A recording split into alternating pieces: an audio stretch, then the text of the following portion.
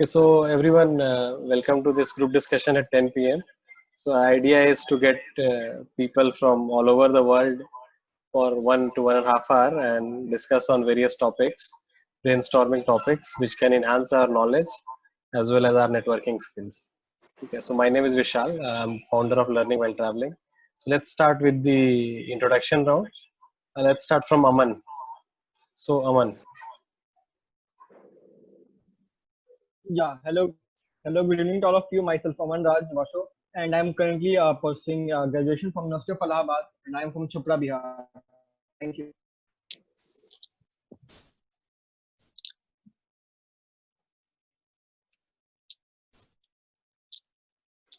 Nandan, please.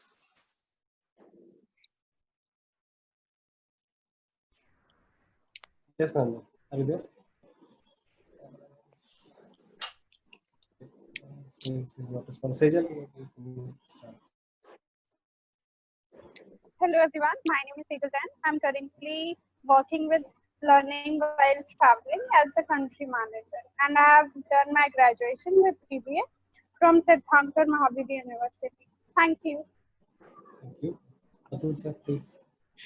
नमस्ते मेरा नाम अतुल कुमार है एंड मैं रेन वेंचर्स के लिए काम करता हूँ सैन होजे कैलिफोर्निया में और हेल्थ केयर और एजुकेशन के स्टार्टअप्स के साथ ज्यादा काम करता हूँ.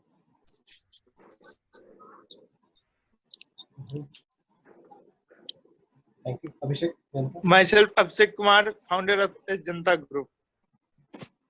Thank you. Saurabh.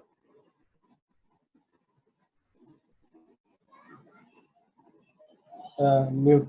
You are muted.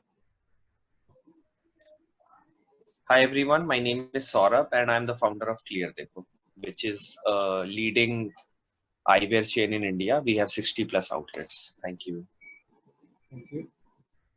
Okay, so let me just recap what was happening the past few days. So we're talking about various loans that was pros and cons about various loans. So we talked about a bit education loan. We also spoke a bit about credit card, and so today we continue the topic with housing loan and any other things. And also yesterday we got a suggestion that we should also talk about this company called Cred, who is giving credit card loyalty programs and things like that. So we'll try to understand, how they work. So before we move to housing loan, let me just give a brief how housing loan usually happens. So usually housing loan is given as 80% of the down payment in India, and 20% you have to manage, and then there might be other 10% of the same, like housing cost that is needed for parking, registration fee, this that, जो भी खर्चा है, almost 10%. So you need to have close to 30% or 20 to 30% in your hand to buy a house which cost 100% of the same value. Okay. So now in India, usually the rate of interest is such that you pay for 20 to 25 years, and the EMI is, you can say, 50 lakh का अगर घर है, 50 लाख का घर, तो आपका almost 50,000 का EMI आ जाएगा. मतलब 50 लाख आपने लोन लिया है, सॉरी 50 लाख का लोन लिया है, ऑलमोस्ट आपका 50 लाख के आसपास EMI बन जाएगा. ठीक है, और आप वो EMI 20 साल देंगे. Now comparing it with a rental, let's say that same home rental might be close to 1/3 to 1/4. So 50 lakh का अगर घर है, आपको 15 से 20 हजार में वो रेंट पे मिल जाएगा. ठीक है. So the first question we can discuss, first discussion topic on this housing loan is rent versus buy. ठीक है. So when to rent, when to buy, what age or what stage of financial financial independence we need, जब लोगों को इस तरह के housing loan में घुसना चाहिए या घुसना चाहिए भी कि नहीं, तो इस पर थोड़ा सा बात करते हैं. I think Atul sir can also give some, compare this with US, where the rate of interest is quite low, and the rental and buying mortgage is mortgage, yeah, EMI, mortgage is EMI is pretty much similar. Yes sir. इसमें मेरा personal, हाँ, तो क्या है कि आप US में अगर आप घर लेते हैं तो आपका जो प्राइमरी रेजिडेंस है वो उसमें काफी आपको टैक्स बेनिफिट मिलेगा. बट फिर आप दूसरा घर लेते हैं, तीसरा घर लेते हैं रेंटल पे लगाने के लिए या बेचने के लिए, तो फिर वो नहीं मिलेगा. तो हर इंसान को ये रिकमेंड किया जाता है यूएस में कि एक घर तो आप ले लीजिए, जो कि आपका अपना घर, उस घर को आप अपने रहने के लिए यूज कीजिएगा, तो वो घर आप ले लीजिए, क्योंकि आपको बहुत सारा टैक्स बेनिफिट मिलेगा. आप नहीं लेते हैं, आप किराए पे ले रहे हैं या लीज पे रह रहे हैं, तो आप बेसिकली अंकल से हम यूएस गवर्नमेंट को फ्री का आप बेनिफिट दे रहे हैं. तो पहला घर तो ले ही लेना चाहिए लोगों को. अनफॉर्चुनेटली मैं नहीं ले पाया हूँ, गरीब हूँ, लेकिन एक घर तो ले लेना चाहिए.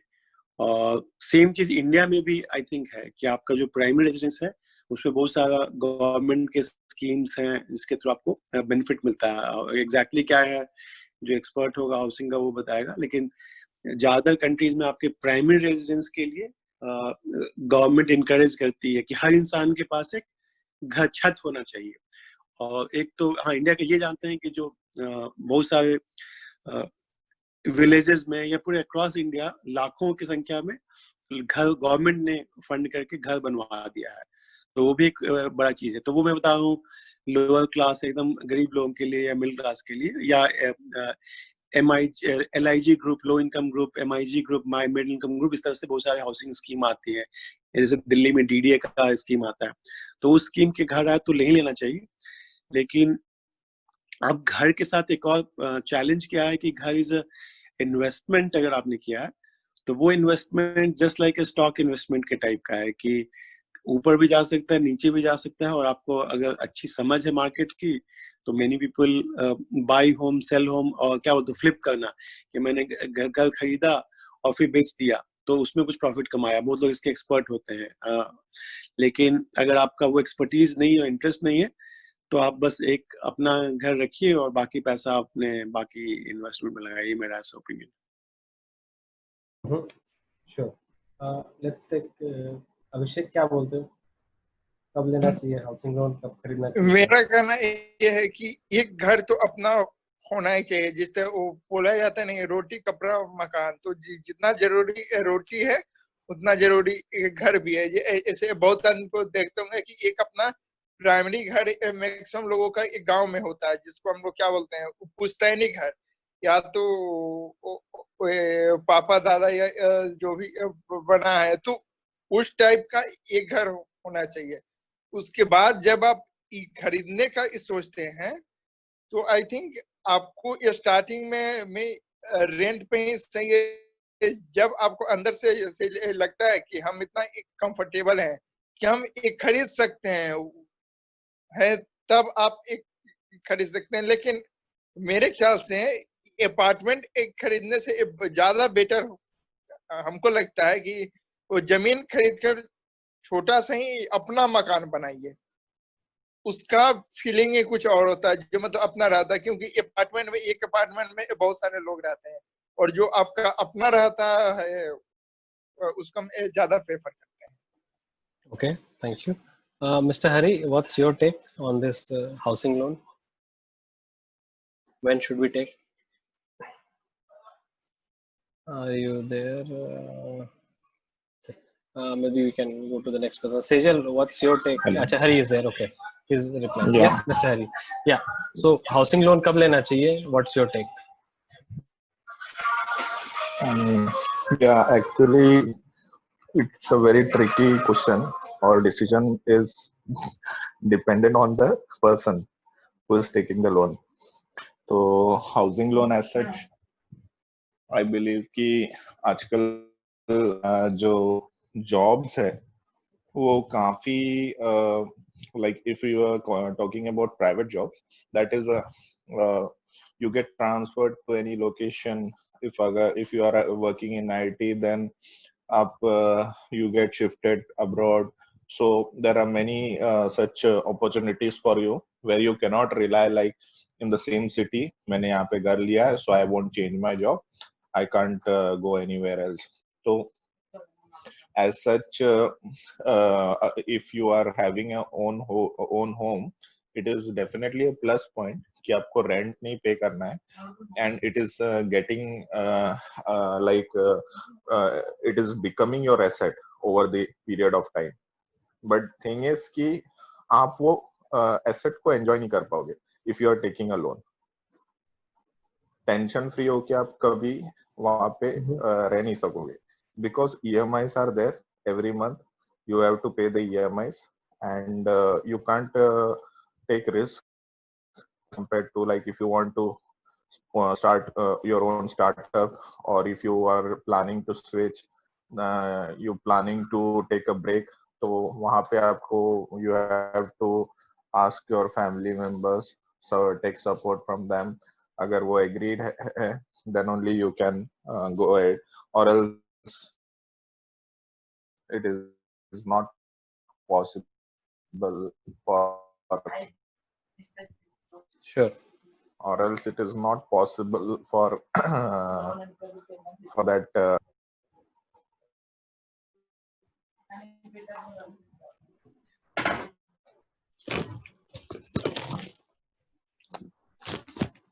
विशाल आपकी आवाज नहीं आ रही है। ठीक है, सौरभ या ओके, तो मैं 2-3 कॉन्सेप्ट्स दे रहा हूं। पहला है कि अगर आपका लाइफ का फर्स्ट लोन है, सो आप हाउसिंग लोन आपको लेना चाहिए। अगर आप ऑलरेडी एजुकेशन लोन ले चुके हैं, कार लोन ले चुके हैं, then I would not suggest to go for a housing loan. If it is your first loan, it is a go ahead from my side. Second, I agreed to a lot of point what Hari said, और उसमें मैं अपना भी एक मेरे काफी relatives हैं जिसमें working professionals हैं, husband भी work कर रहे हैं, wife भी work कर रहे हैं, और दोनों अच्छा कमा रहे हैं। तो वो लोग क्या करते हैं कि इस केस में what I have seen in lot of my friends and relatives कि एक बंदा वो एक अच्छा खासा लोन अमाउंट लेते हैं 40-50 लाख रुपए का, और अच्छा बड़ा घर लेते हैं, और एक के सैलरी से लोन अमाउंट जा रहा है, EMI जा रहा है, और दूसरे के सैलरी से एग्जिस्टिंग घर चल रहा है। सो this is also one way. अगर आपका वर्किंग पार्टनर है और वो अच्छा खासा कमाता है, then you should immediately go ahead with housing loan as soon as दोनों का करियर इज सेट एंड एक फिक्स्ड इनकम आ रहा है। So these were 2 things I wanted to share. Sure. Aman please. या हेलो सर, मेरा ये टेक है लाइक जैसा सर ने कहा, काफी सही बताया सर ने। और ये भी चीज है कि सर फाइनेंशियल या कोई भी हाउसिंग लोन या कोई भी चीज होती है, पर्सन टू पर्सन डिपेंड करती है। लाइक कोई किसी को सर जॉब स्टार्टिंग में जब जॉब लिया तो उसे जॉब चेंज करना होता है, या कभी कभी सिटी चेंज करना होता है। लाइक किसी ने अगर यंगर जनरेशन में कभी कोई सिटी में मतलब जॉब ले तो ट्रांसफर चलते उसको मतलब चेंज होते रहता है, कहाँ जाना है क्या नहीं जाना। एक फिक्स उसका क्या रहता है, घर वाला एक लोन, एक जो मेन जो उसका घर है वहां पे होम टाउन में उसका घर होता है बेसिकली, ठीक है। सेकंड चीज, अगर आप एक अर्निंग और फाइनेंस की पोजीशन से देखोगे इस चीज को, लाइक जो मोस्टली जो जितने भी फाइनेंशियल है वो प्रेफर क्या करते हैं कि आपको घर लेना चाहिए एक फर्स्ट ऑफ ऑल, ठीक है, या फिर आप अपार्टमेंट में एक फ्लैट ले लो या फिर कुछ भी, बट उसमें क्या करो कि एक रूम या एक 2-3 रूम जो है उस मतलब एक बड़ा घर लो, 2-3 कमरे जो है वो अपना खुद का रहने के लिए रखो, और एक या 2-3 कमरा जो है वो एयरबीएनबी को या फिर आजकल ओयो रूम से आके काफी सारे अलग अलग जितने भी मीडियम है उनके साथ आप शेयर कर सकते हो, और उससे जो आपकी अर्निंग आएगी उससे आप क्या कर सकते हो, अपना जो EMI होता है हाउसिंग लोन का या फिर जो भी चीजें होती हैं एक्स्ट्रा, तो आप वहां से आप चाहो तो अर्निंग करके आप हाउसिंग लोन का जो EMI वो भी चुका सकते हो, और प्लस आपकी अर्निंग भी कर सकते हो इससे।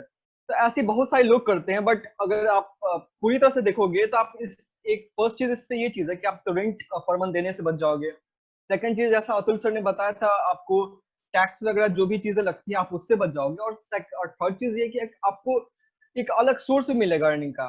मान लीजिए 10 साल या फिर कुछ साल बाद 5-6 साल, ये जो भी हो, आपकी जो आपने जो ईएमआई थी वो आपकी खत्म हो जाएगी। उसके बाद आप क्या कर सकते हो, वहां से आपकी एक अर्निंग सोर्स भी बन सकता है, और चाहो तो आप पूरी के पूरा अपना घर भी एक्वायर कर सकते हो। तो जितना जल्दी आप जॉब पे जाते हो, उसके बाद हाउसिंग लोन का एक अच्छा ऑप्शन रहता है, आप ये अपना खुद का कर लेना। Mm-hmm. Okay, let's hear from other people. Muskan, you have a take on housing loan? When should we take, when we should not, according to you? Right now I listen to the all speakers and then I will give out my point of view because अभी मुझे इस बारे में इतनी knowledge नहीं है sir. Okay, ठीक है। तो मिस्टर रवि बताइए आप। Okay, hi everybody. So my point with respect to home loan is slightly in terms of see, home loan is not it's a time bounded, like it's not a quick decisions or a decision which will hold you for a 20 years, 30 years. So there are 3 parameters which I will focus before deciding for the home loan. One, the city which you are living in. Second, the city you want to settle down. Third, settle down, I mean to say ki the career which you are looking for. Let's say what is your 10 years plan or 15 years plan for your career as you are doing job also. Third thing, your income tax part. How much income tax relief you can get after getting home loans. So but that is also the considerations. Keeping all these factors, 3 things prominently in mind, you decide you want to go ahead with home loan or not. Because 2 things, the result which I'm talking after home loans. One, let's say you brought a home today at around 40 lakh rupees, 2 BHK home in Bangalore, or 70 lakh rupees, 3 BHK. But the overall cost which you will figure out after paying the loans after 20 years or maybe 10 years, or it will be always double. Let's say you take a home loan for 9 years. In 9 years, the home loan will get double. After every 9 years, your cost will get double. So let's say you brought a home for a 70 lakh. So after 9 years, 10 years, you will find that you have paid almost double of the amount of the loan. Now, so to take care of that, you yourself decides how much you want to make the down payments and how much loan you want to take up, so that your income should verify it. One. Second, now when I say 10 years or 15 years, what is your plan? It also includes, see, let's say I am at age of 30 or 35. So of course, if I don't have children, in 10 years times, children will come in, and then their costing will involve in my family cost. So all those things need to be have in considerations while taking up home loan.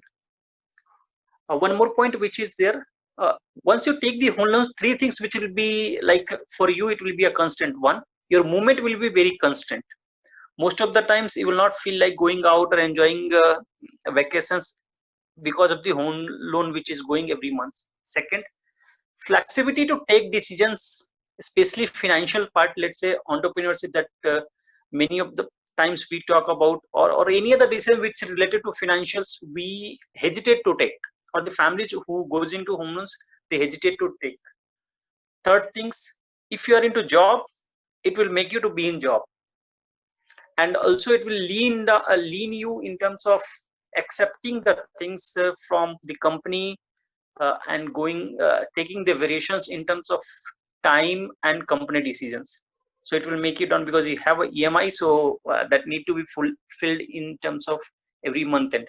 So your half, or I'll say 70% of decisions focused on that EMI of financial decisions.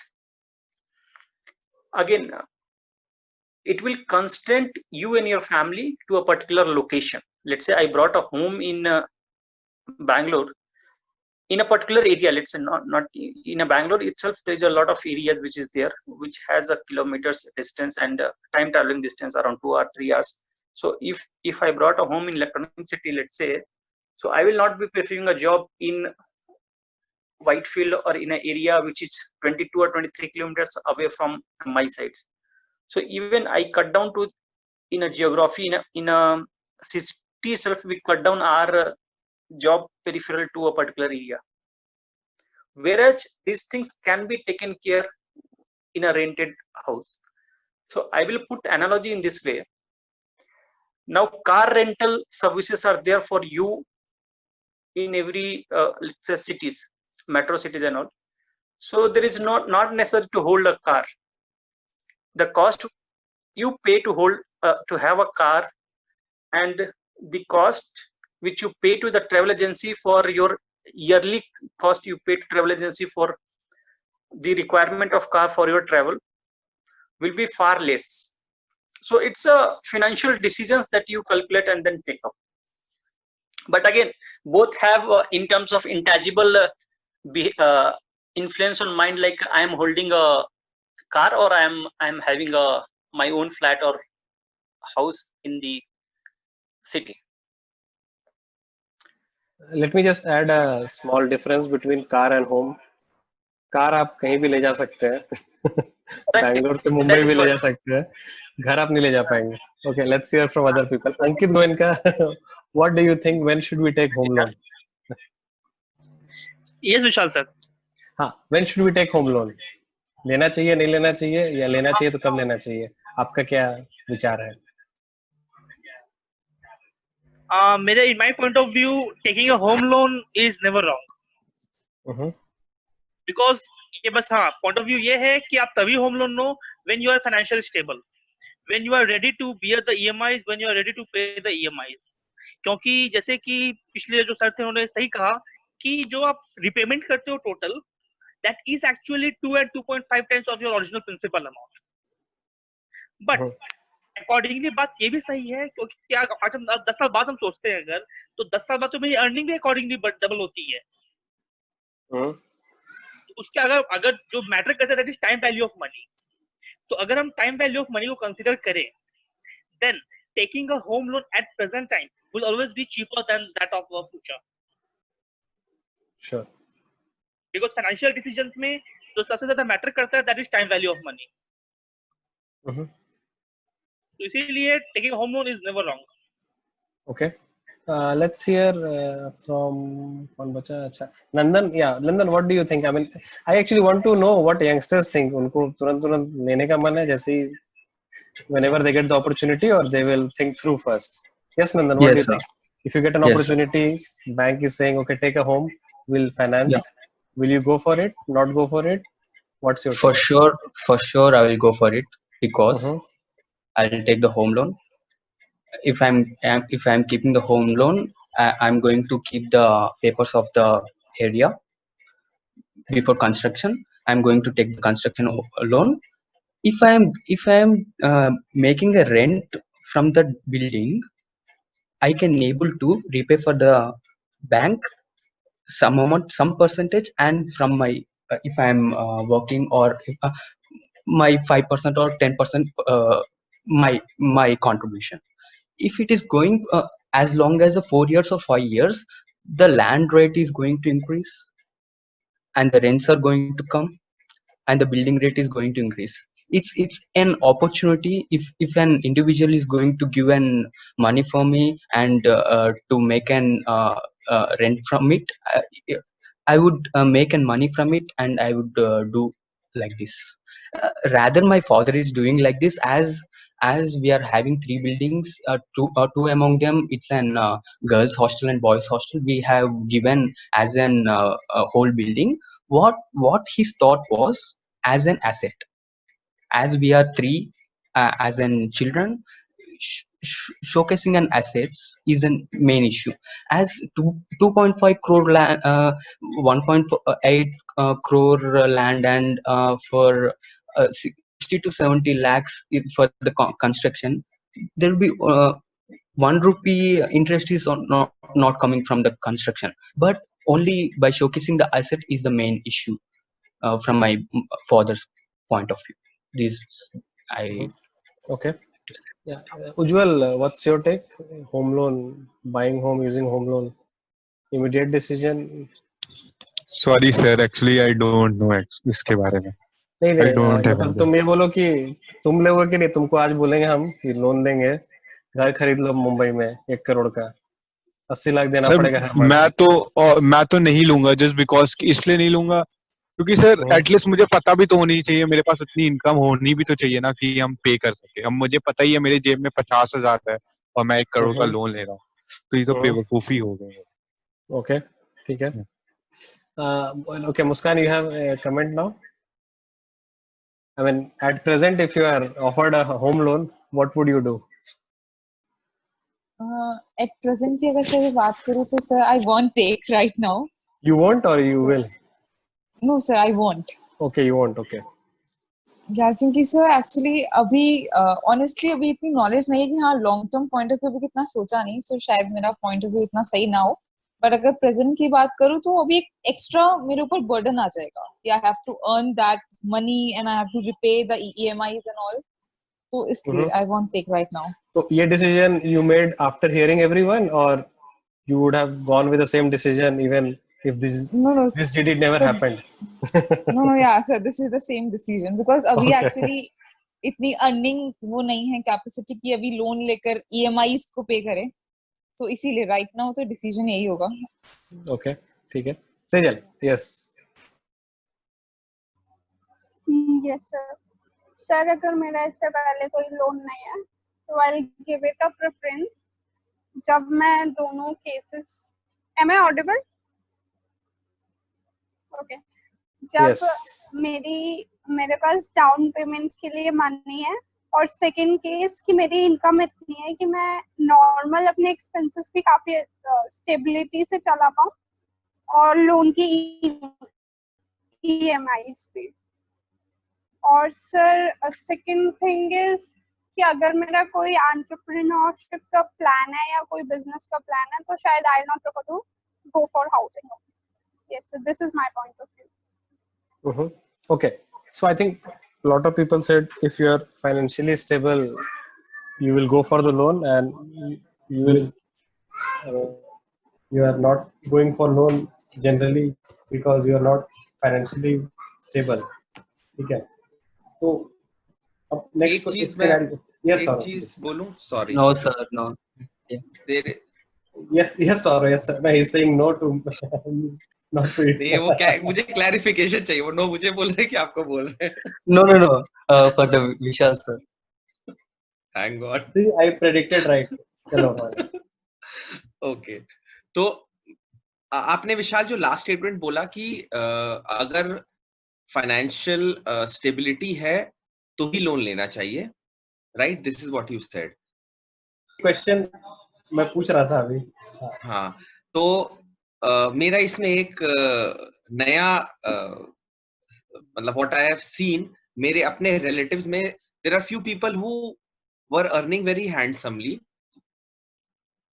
पर उन्होंने बहुत कमा, मतलब कि मान लो महीने का 2 लाख रुपए कमाते हैं लेकिन घर नहीं लिया, तब भी वो 50,000 रेंट के घर में रह रहे हैं because they want to live lavishly. तो ये भी एक नया तरीका है। जिनके पास पैसे हैं, कुछ ऐसे सेक्शन ऑफ लोग होंगे, मैं तो पर्सनली 1-2 को जानता हूँ, अच्छा, तो पैसे बहुत है और तो वो instead of taking a 2 BHK 3 BHK वो रहते हैं विला में और 50,000 रेंट देते हैं।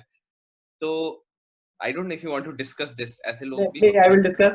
I will just give my thing. मैं ऐसा नहीं है exactly, मेरा थोड़ा दूसरा एंगल है because I am pursuing this startup career and things like that.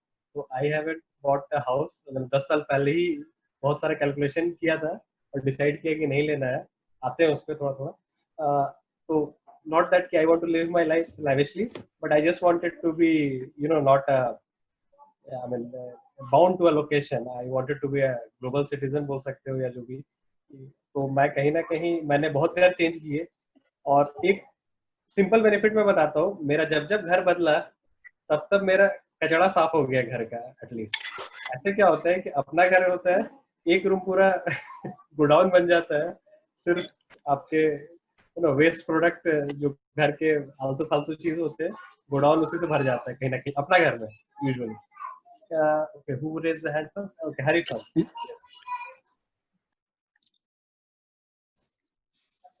Yes, Mr. Hari. Please.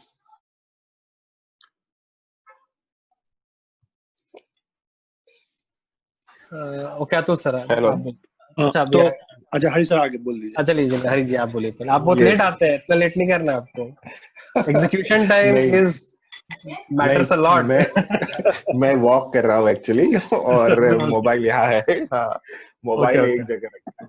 Yes ठीक है ठीक है। तो या तो रेंटल का अभी मैं थोड़ा सा सुना सौरभ को बोलते हुए कि 50,000 रेंट वगैरह।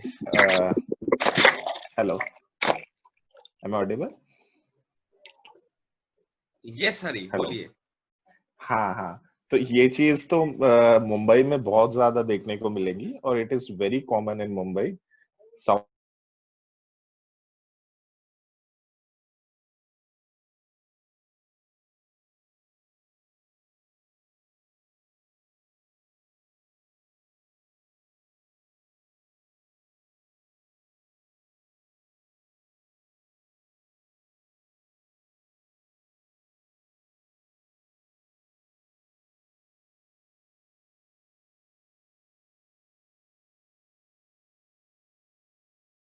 even the IAS these days.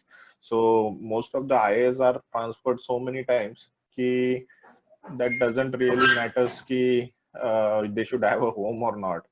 So उनका भी होता है but still I feel कि these days it has become like you should have a place where you can stay, rented house, और जहाँ पे you can just do your work properly and you can earn some good money, earn some life over there. That's it.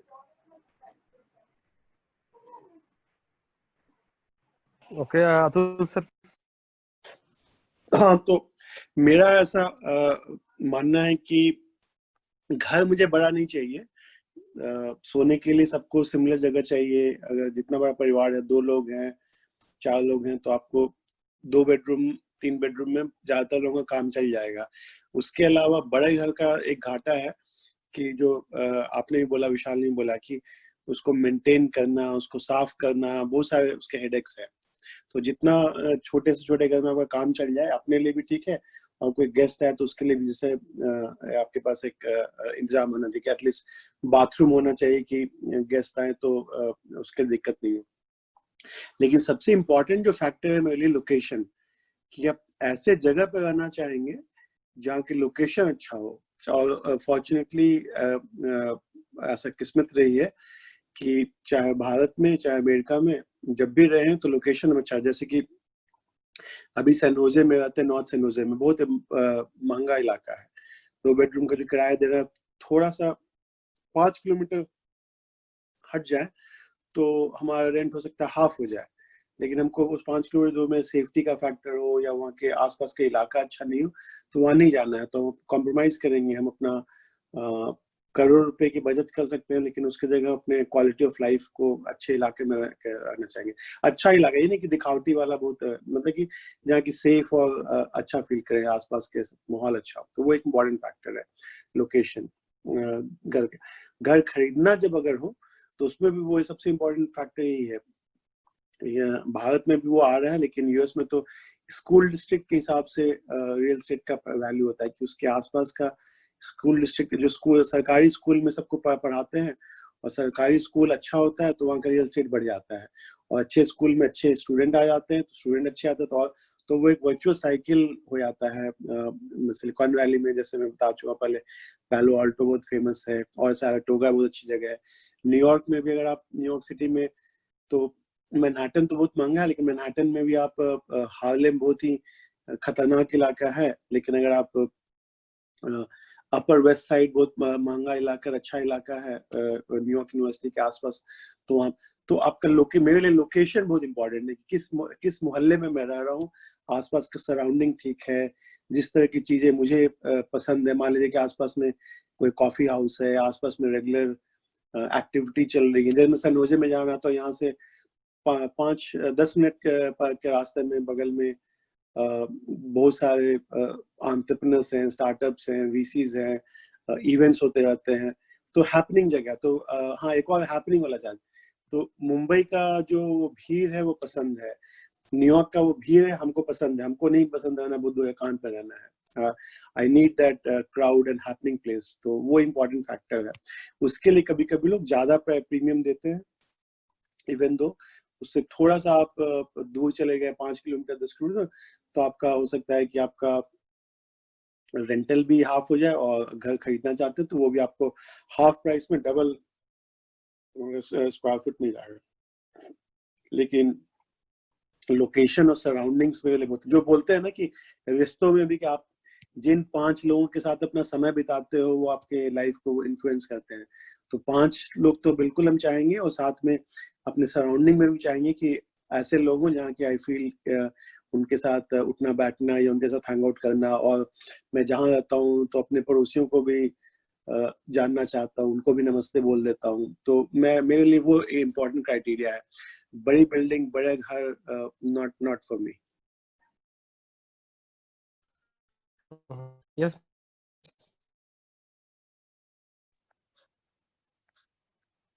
Hello.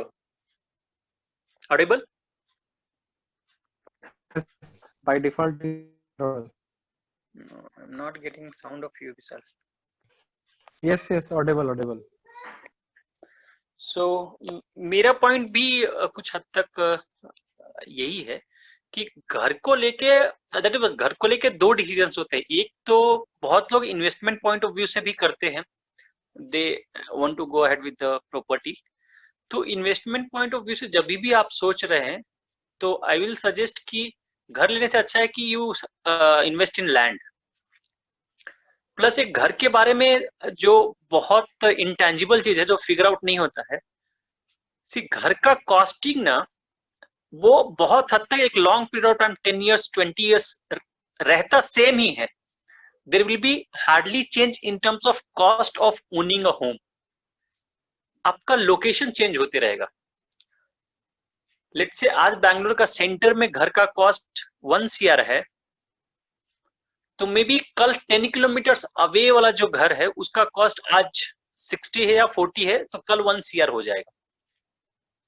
ये थोड़ा और let's say आगे जाने के बाद so you will always have कि आपका एक जो कॉस्टिंग है, लेट्स से आप टारगेट कर रहे हैं कि मैं 65 लाख में आज घर लेना चाहता हूं, और आपके पास डिसीजन है कि आप मूवेबल जॉब रखना चाहते हैं या कंस्टेंट रखना चाहते हैं। एक दूसरा आप ये भी डिसाइड कर रहे हैं कि फाइनेंशियली मुझे not I am saying independent, लेकिन फाइनेंशियली मुझे स्ट्रांग रहना है। आप होम लोन लेते हैं, it always most of the cases कि आपको फाइनेंशियली बहुत हद तक कंस्टेंट हो जाता है डिसीजंस लेने में, हर चीज में। प्लस वो और भी लोन्स को बढ़ावा देता है। एक बार आपने होम लोन्स लिया है तो बाकी सारी चीजें जो आप करने वाले, लेट्स से कि आज मैं डिसाइड किया कि यूरोप ट्रिप मुझे करना है, तो वो भी मेरा ट्रैवलिंग कॉस्ट EMI पे होगा। ऐसे बहुत सारी चीजें रहती है जो कल को आप कार लिए हुए हैं या फिर डिसाइड कर रहे हैं कि कार भी रखना है या चेंज करना है, तो भी ऑफ कोर्स आपका EMI पे ही जाएगा। तो ये एक विशियस सर्कल बन जाता है होम लोन का, कि कहीं ना कहीं आपको EMI में और ज्यादा इंटेंगल करेगा। प्लस कुछ अलग करना है जॉब से, एंड दैट तो भी एक बहुत बड़ा डिसीजन लेने में इश्यू आता है। और दूसरी बात ये होती है कि आप जब मतलब हस्बैंड वाइफ है, बोथ आर अर्निंग, तो कहीं हद तक एक सही लगता है, लेकिन आपको भी मालूम है कि down the lines my wife is not going to earn. जब बच्चे हो जाएंगे या फिर मतलब फैमिली आ जाएगा, तो किसी एक को तो डाउन करना ही करना है, या फिर स्टार्ट भी होगा अगर अगर लेट्स से, तो भी उसमें भी एटलीस्ट 5-6 इयर्स का टाइम गैप आ ही जाता है कि एक वुमेन को रीस्टार्ट करने के लिए जर्नी फिर से एक एटलीस्ट 3 years 4 years का टाइम ऑन एन एवरेज चला जाता है। तो वो टाइम पे फिर क्या कंस्ट्रेंट रहेगा इन टर्म्स ऑफ फाइनेंशियल्स, वो एक कंसिडरेशंस रहता है। और दूसरा ये भी रहता है कि आप एग्जैक्टली कैलकुलेट कीजिए कि आज जो आप पैसा डिवोट करना चाहते हैं होम लोन के ऊपर, मतलब होम के ऊपर में, प्लस उसका वैल्यू आफ्टर लेट्स से क्या टाइम पीरियड के ले रहे हैं, 30 years या 20 years या 10 years, तो वो पर्टिकुलर अमाउंट जो आपके मंथली EMI में जाएगा उसका क्या वैल्यू इम्पैक्ट है इन टर्म्स ऑफ टाइम, मनी, अगले 10 साल 20 साल या 30 साल में।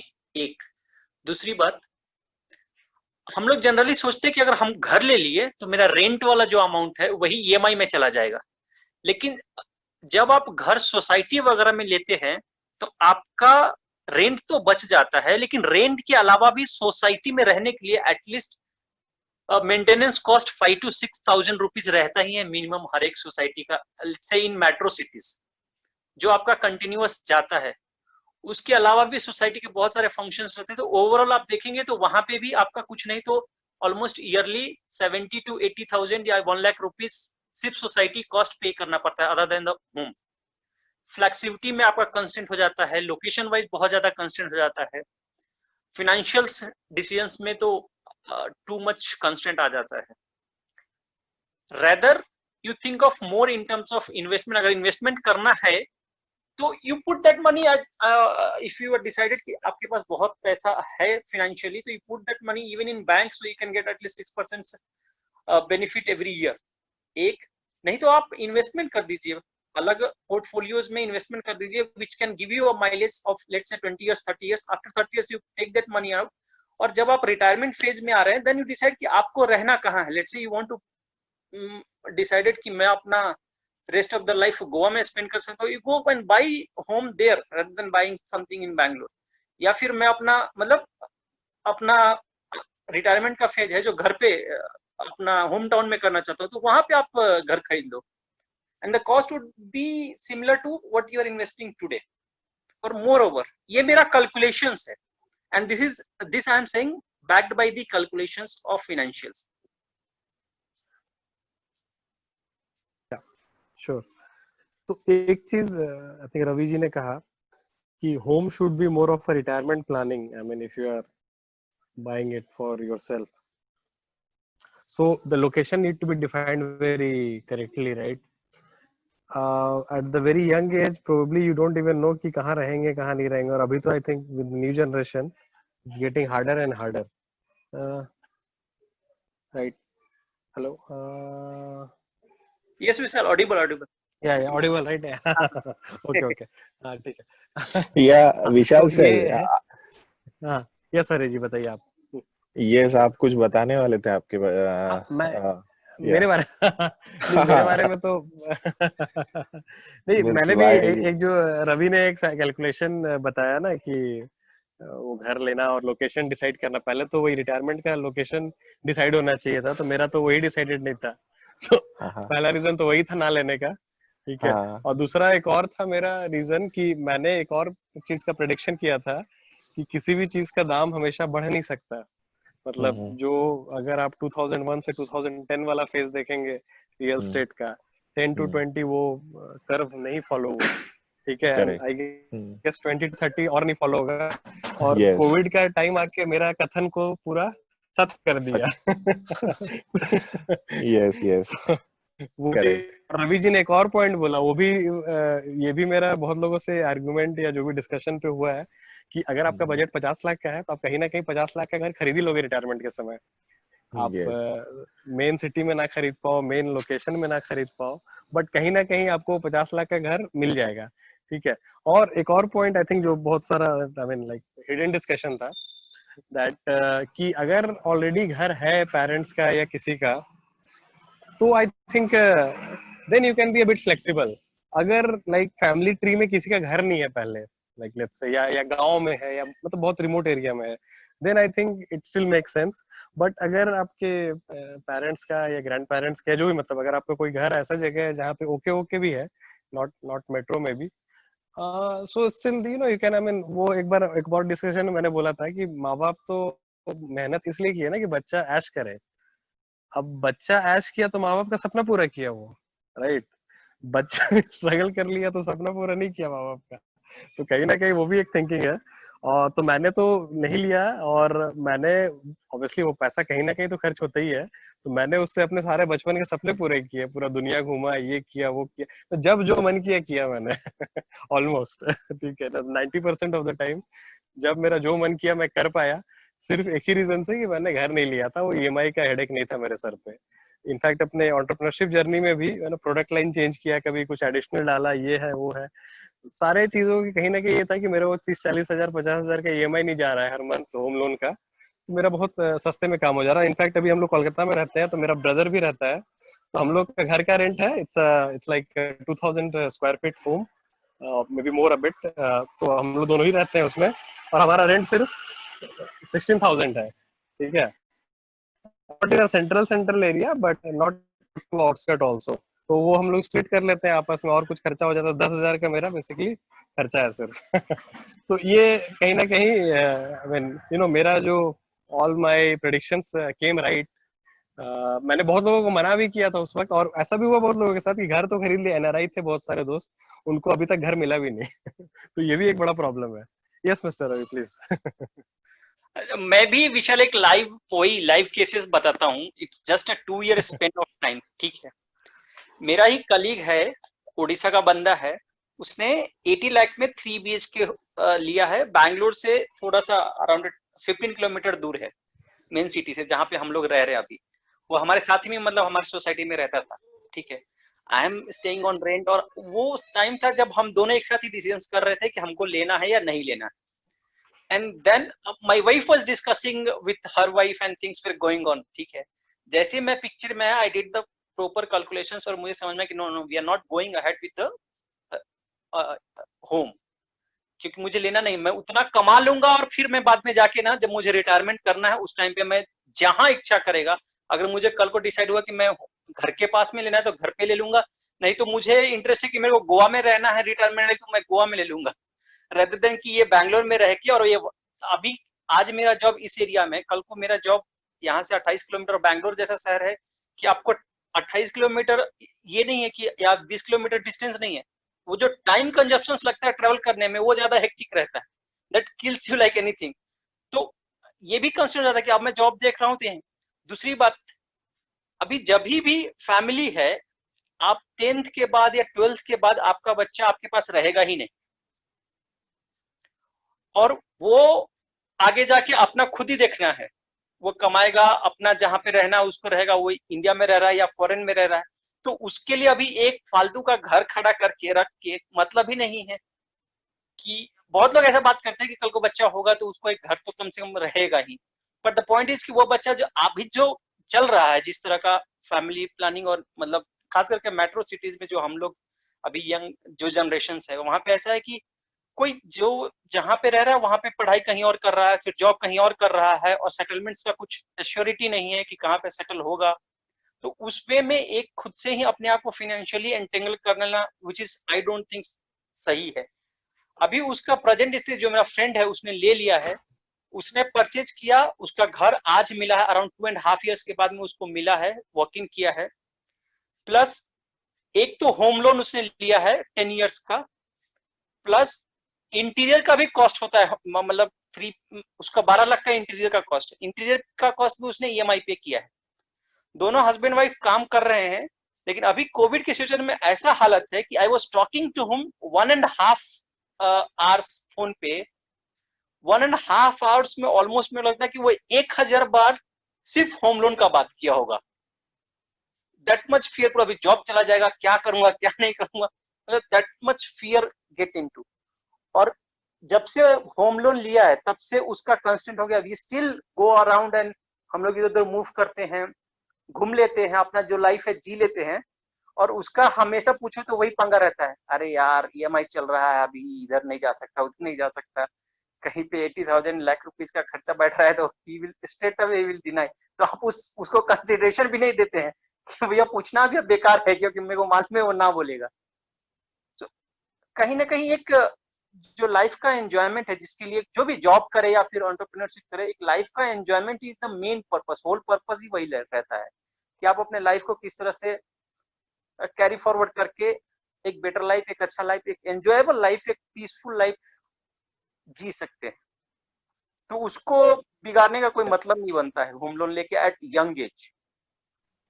उससे बेहतर है कि आप इन्वेस्टमेंट कर लीजिए दूसरी जगह पे, उसका एक अमाउंट आपको रिटायरमेंट के टाइम पे मिलेगा ही मिलेगा, पक्का है, अराउंड 30 लाख 40 लाख 50 लाख।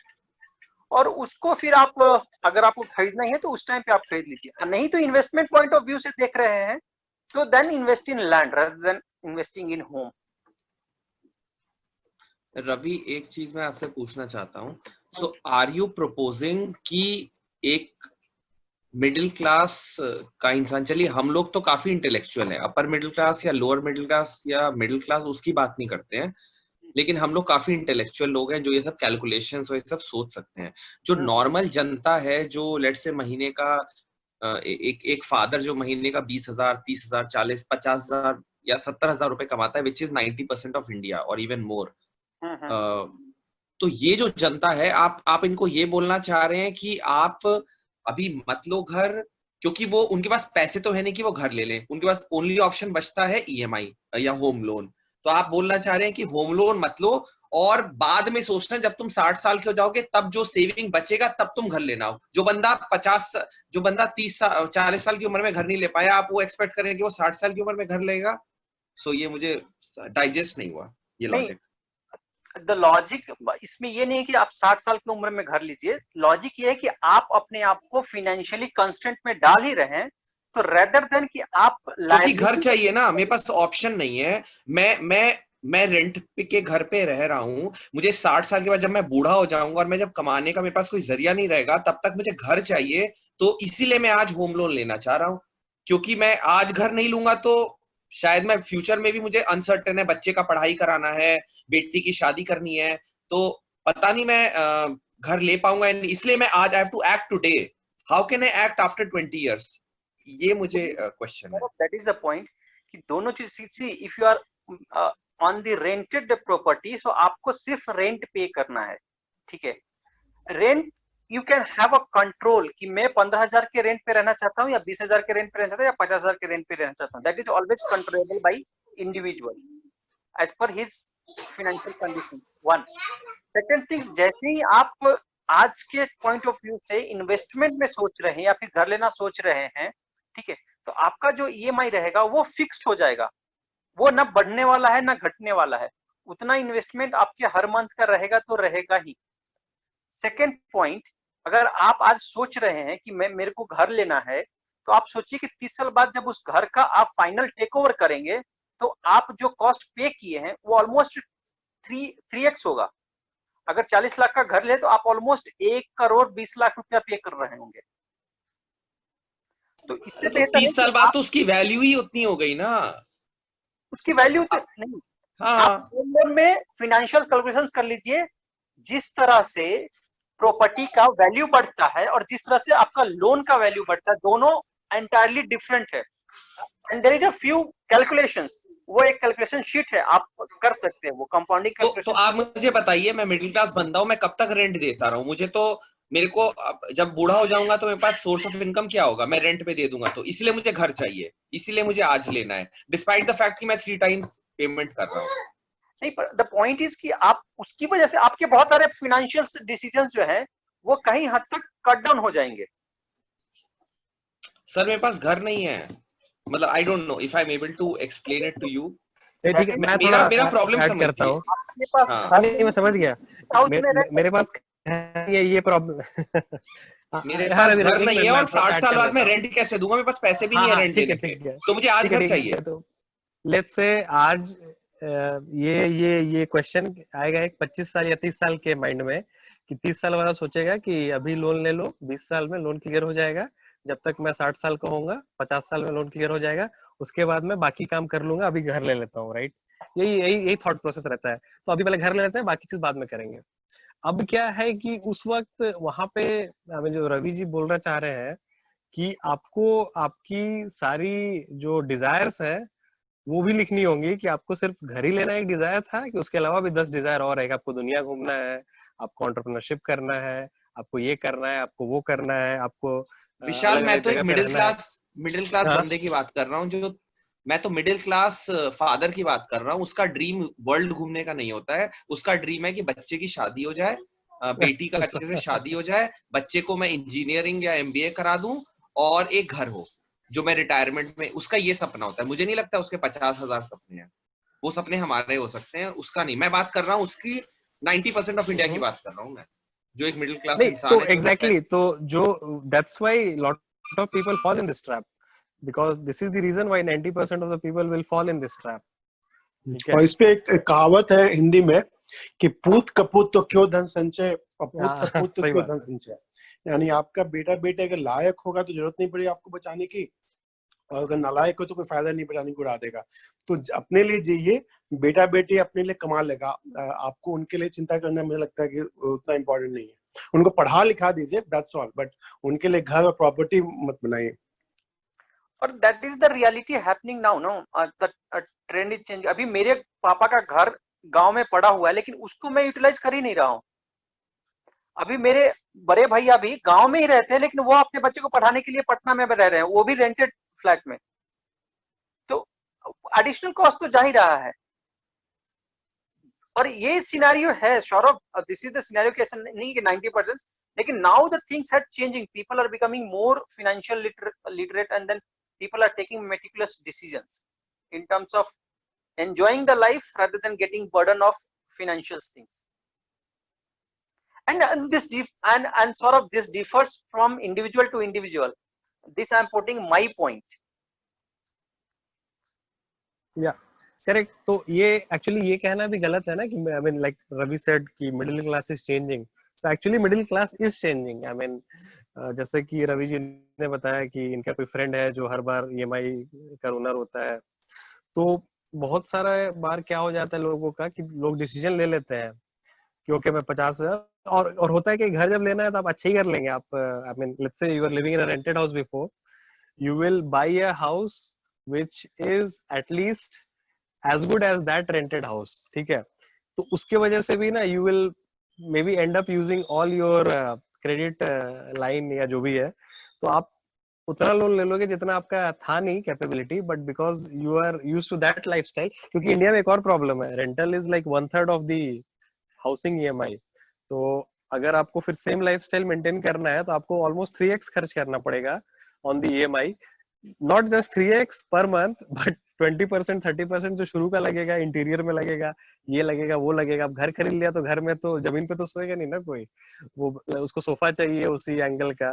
फिर एक और प्रॉब्लम है, ये सोसाइटी में अगर आप रहते हैं, अब सोसाइटी वाले जाएंगे फॉरेन या जो भी है, मतलब आप अपने वो लाइक हाई सोसाइटी में ले लिया घर, तो उनके बच्चे जा रहे होंगे इस स्कूल में, तो हाउ विल यू से कि नहीं अब मुझे ईएमआई देना है तो मैं अपने बच्चे को थोड़ा कम पैसे वाले स्कूल में डालूंगा, या तो वो एक ना पीयर प्रेशर भी आने लगता है। तो it gets into you know trap after trap after trap, like vicious circle पूरा हो जाता है। एंड जैसे अभी कोविड के टाइम पे बहुत सारे लोगों का जॉब लॉस या आईटी का भी बहुत सारा fluctuation, I think last 10 years में हमने ज्यादा देखा ये ले offs and all happening, right.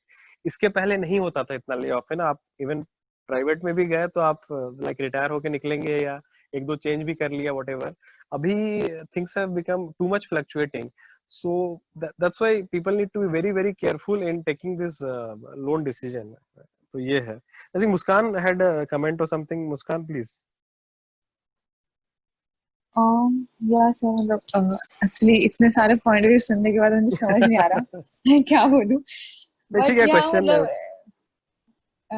या जो मेरा पॉइंट ऑफ व्यू है एज अ यंगस्टर, मतलब जो रवि सर ने बोला कि अभी हम हाउस की नहीं सोचते हैं, बिकॉज मैं अगर मुझसे कोई पूछे तो अभी हाउस लेना इज लाइक एक्स्ट्रा बर्डन। मतलब अगर मैं हाउस ले लूंगी तो मेरी जो लाइफ है, लाइफ की जो ड्रीम्स है या फिर मुझे कुछ और करना है, मैं वो नहीं कर पाऊंगी।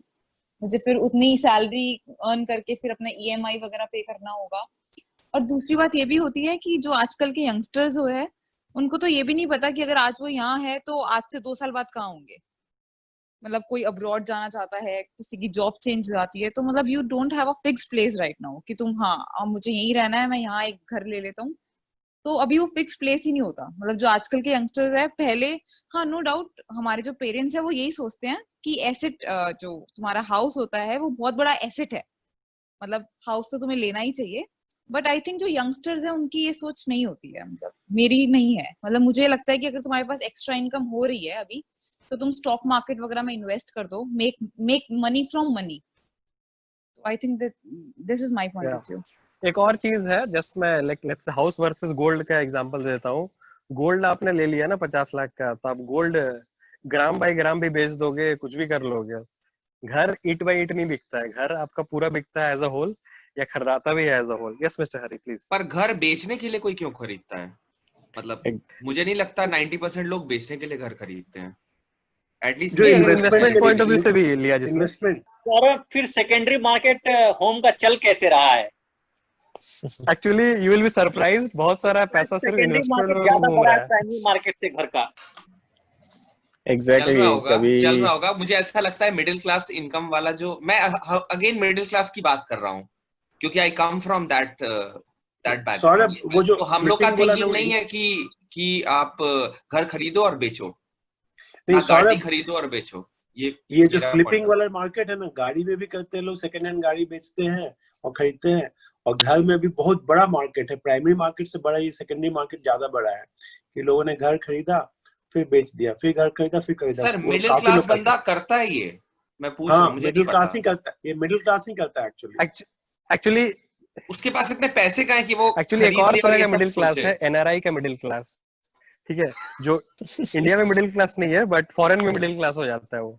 यस क्या करता है हाँ, ये बिल्कुल सही बोला कि हैदराबाद, मतलब कि आंध्र प्रदेश के बहुत सारे लोग जो कैलिफोर्निया में, न्यूयॉर्क में बड़े बहुत सारे एनआरआईज है, तो उनका पहला ड्रीम होता है कि मुझे हैदराबाद में या अपने होम टाउन में या अपने गांव में बड़ा सा घर खरीदना है। और सेम चीज महाराष्ट्र के भी काफी लोग हैं यहाँ पे, उनका भी ड्रीम होता है कि हम बॉम्बे में तो नहीं खरीद पाएंगे लेकिन हम महाराष्ट्र में अपने पुणे में एक अच्छा सा घर खरीद लें।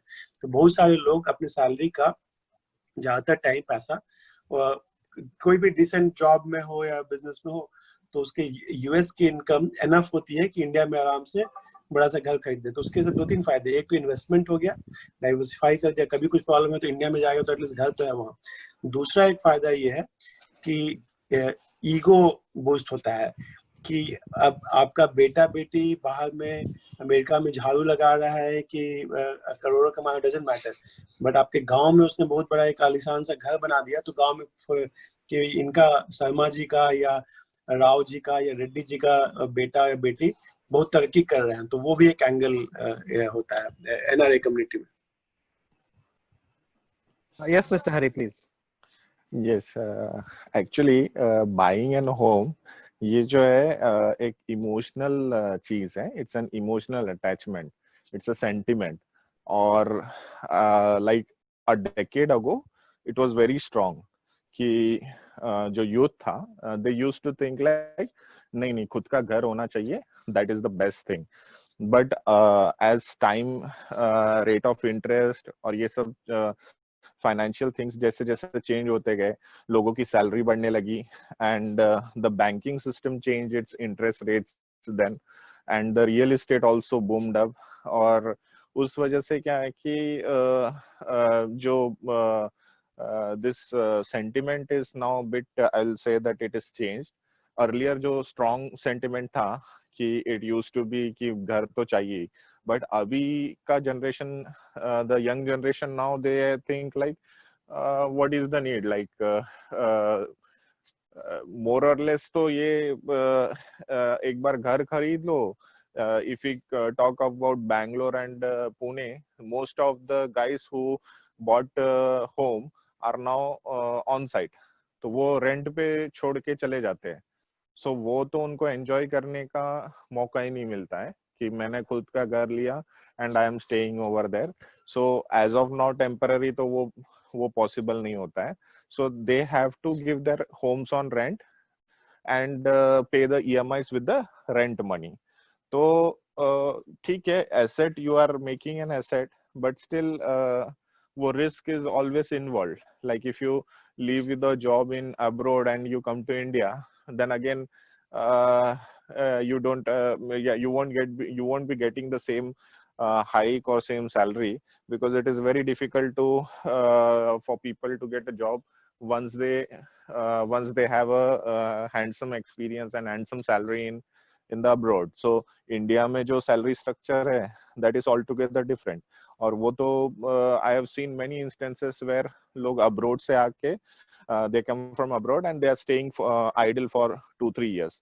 कोई job नहीं, कुछ नहीं, just the saving that they have and the rent that they get, and they are relying on that only.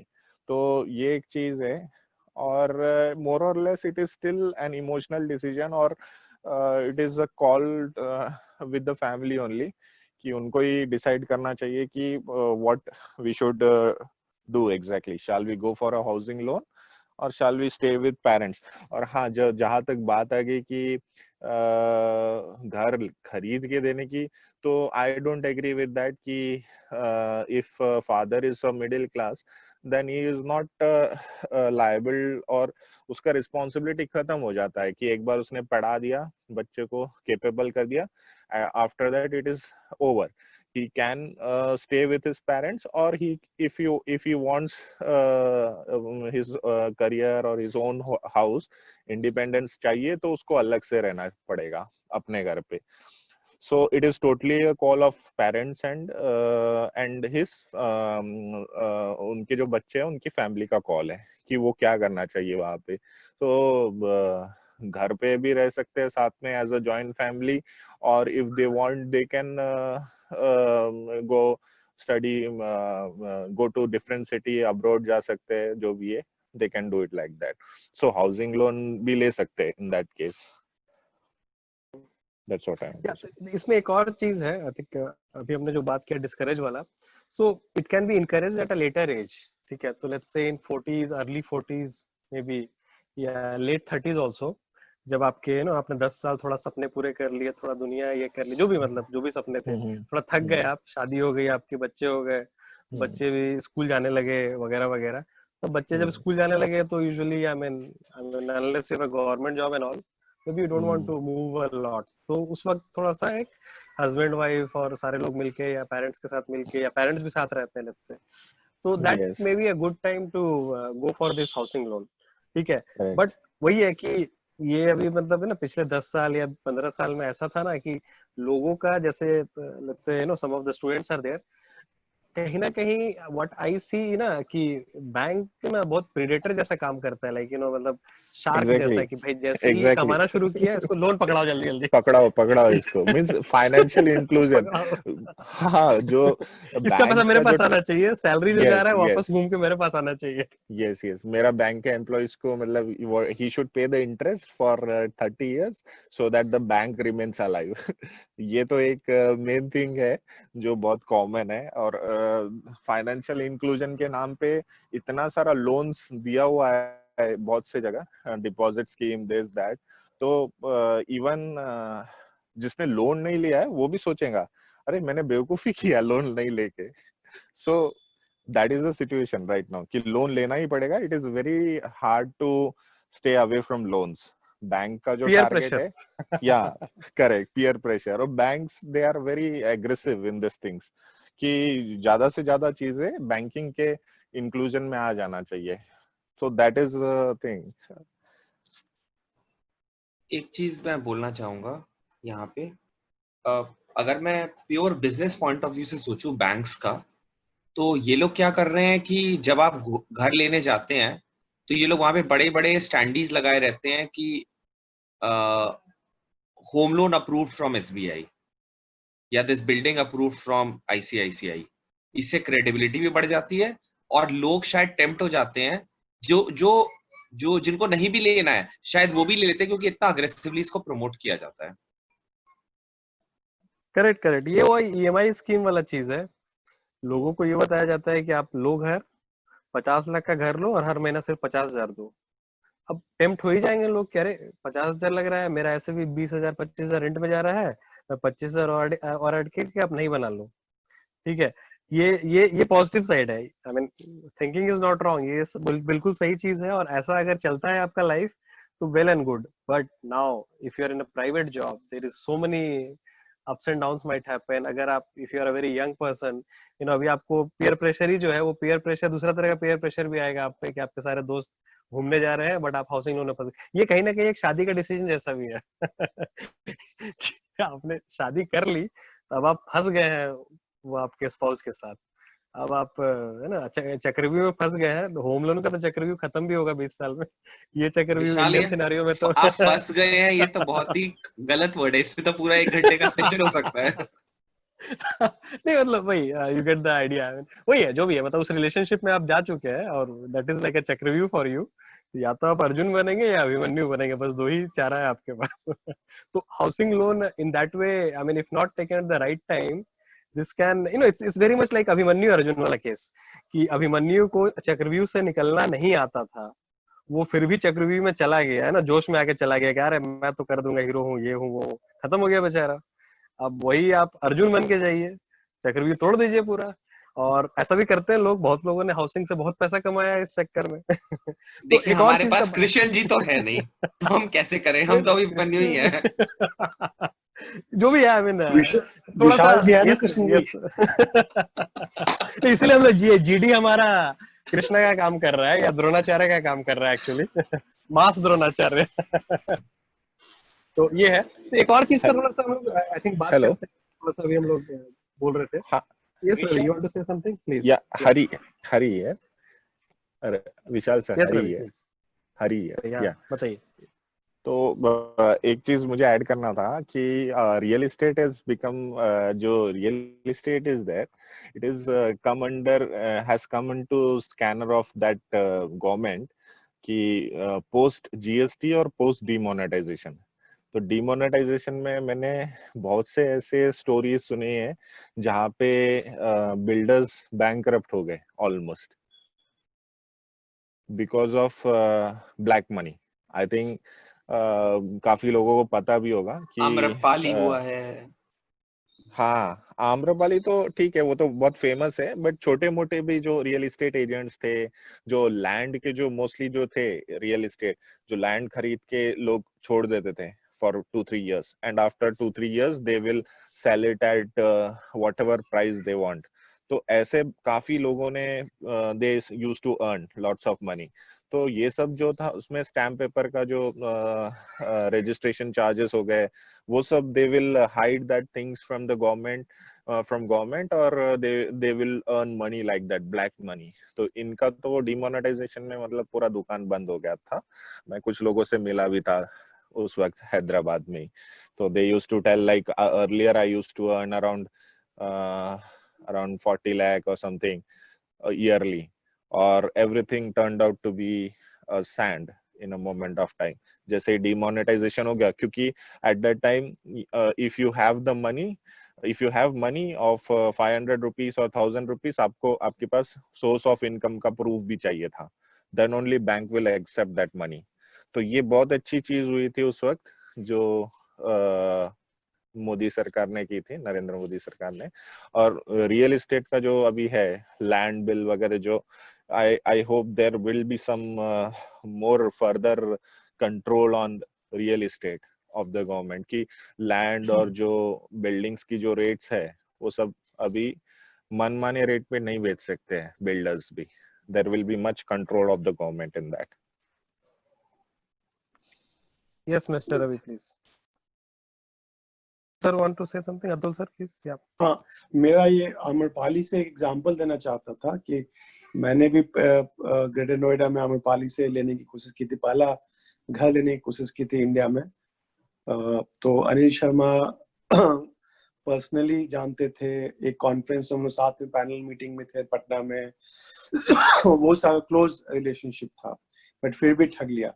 तो उसमें एक लेसन जो मैंने सीखा मैं शेयर करना चाहता था कि आपके पास रियल एस्टेट में जाना है एज ए इंडिविजुअल बायर या एज ए बिजनेस में, तो पुलिस, वकील, जज, आईएएस, ये कुछ फैक्टर्स आपके पास, और पैसे वाले तो चाहिए, बट पैसा के अलावा ये सब फैक्टर लोग भूल जाते हैं।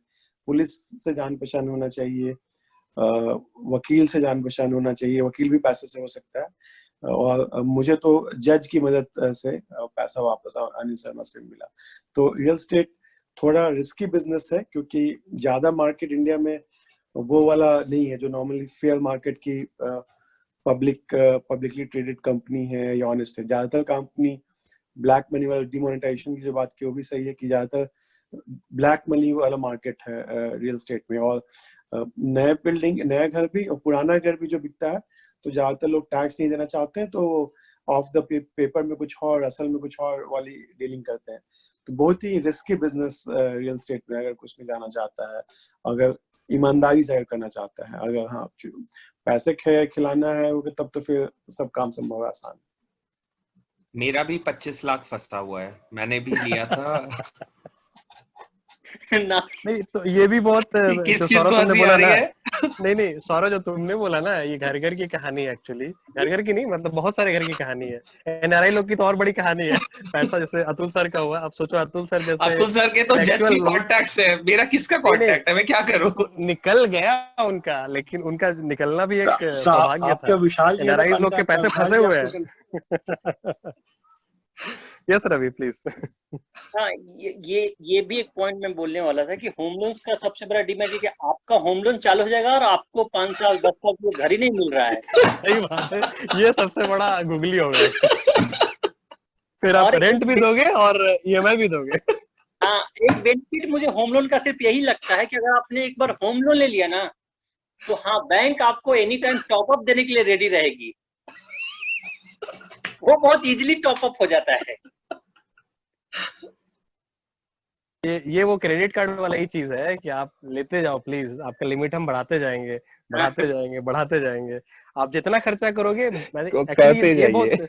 ये actually I mean it's a very interesting thing. आप जितना खर्च करेंगे ना, आपको उतने लोग आएंगे पैसा देने को कि मेरा भी ले लो, मेरा भी ले लो, मेरा भी ले यस, लो। आई मीन ये यूएस इकोनॉमी बैंक इतनी स्ट्रांग इसीलिए है।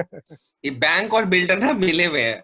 वो बैंक वाला बिल्डर को बोलता है कि तुम घर मत दो, और बिल्डर वाला बोलता है तुम टॉप अप मारते रहो। बढ़िया। घर नहीं, वो लोग थोड़ी देर बाद बोलेगा ना आपको कि आपका वो घर अवेलेबल नहीं है, अब थोड़ा बड़ा घर अवेलेबल है, उससे वो घर स्क्रैप आउट हो गया, तो आप दे दो और 5 लाख 10 लाख। तो आप भी सोचोगे कि हाँ चलो क्या करे क्या नहीं करे, रिफंड में आपको बहुत टाइम लगेगा, तो let's just go for the upgradation. और कहीं ना कहीं उसको सेल भी किया जाएगा। इट्स लाइक फोर्सफुल और इमोशनल अपसेलिंग काइंड ऑफ, जो बिजनेसेस में भी होता है, बट रियल एस्टेट में तो आप फंस जाते हो। मैं इसमें एक पॉइंट ऐड करूंगा विशाल सर कि एक्चुअली मैंने मेरा करियर फाइनेंस से ही स्टार्ट किया था। सो मुझे अच्छे से याद है कि कैसे मेरे कलीग्स क्रेडिट कार्ड के लिए मोटिवेट किया करते थे कि आप we used to sell credit card also, Axis Bank को ब्रांडेड क्रेडिट कार्ड्स। तो मुझे एक चीज शेयर करना था कि it's a very important thing, जो costing wise like real estate, like I told you in South Mumbai, land is very less. अगर आप Marine Drive जाओ, Nariman Point is one of the world's costliest place to have a office or have a home over there. So you are one of the rich person अगर आपका Nariman Point में कोई घर या office होता है तो। So this banks like जो nationalized जो गवर्नमेंट बैंक्स है, not even nationalized, government banks जो है SBI, then this type of banks they have huge offices over there, बड़े बड़े उनके ब्रांचेस है, दादर हो गया, CST हो गया, जिसका valuation will be in crores, but वो जब when they are showing it in their book of accounts they will show it as 1 rupee,